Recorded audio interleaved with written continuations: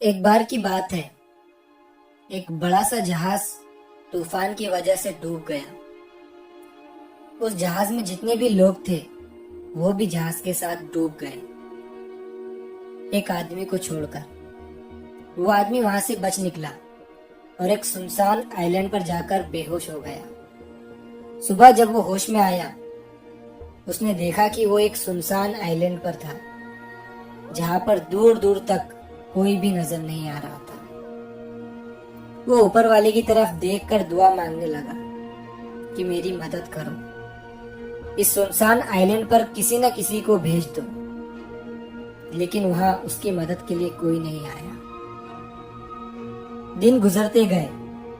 वो रोज ऊपर वाले से मदद के लिए दुआ करता। कुछ दिनों के बाद उसने दुआ करना छोड़ दिया। उसने वहां से बचने की उम्मीद खो दी। उसका सब्र टूट चुका था।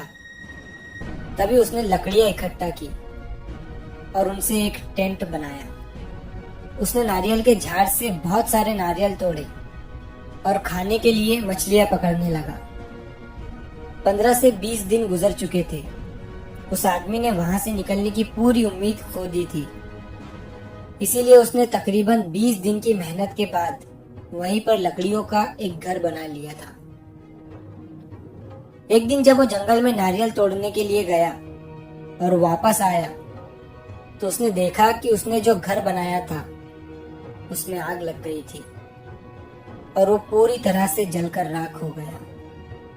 तभी उसने ऊपर वाले की तरफ देखा और कहने लगा कि मैंने आपसे मदद मांगी तो आपने मेरी मदद नहीं की।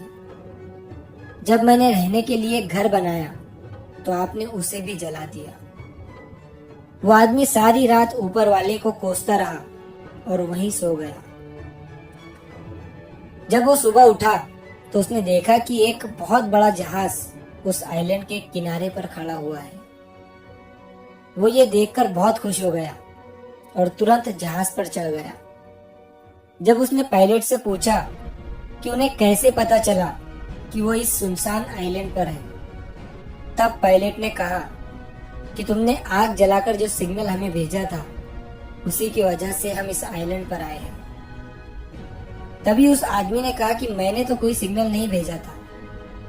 तभी वो सोचने लगा और उसे याद आया कि रात में जो उसका टेंट जल गया था, जो उसने घर बनाया था जो जल चुका था, शायद उसी की वजह से ये लोग यहाँ पर आए हैं। तभी वो आदमी ऊपर देखकर खुशी से चिल्लाने लगा। सेम चीज हमारे साथ भी होती है। हम रोज कई सारी प्लानिंग करते हैं और अगर चीजें हमारी प्लानिंग के हिसाब से नहीं होती है तब हम बौखला जाते हैं। किसी चीज को लेकर हमारी उम्मीद पूरी तरह से टूट जाती है। हमारा सब्र हमें आवाज देने लग जाता है और हम ऊपर वाले को ब्लेम करने लग जाते हैं। लेकिन आपको नहीं पता कि उसका प्लान आपके लिए क्या है। आप उसका अंदाजा भी नहीं लगा सकते। वो लाखों करोड़ों लोगों की जिंदगी चलाता है।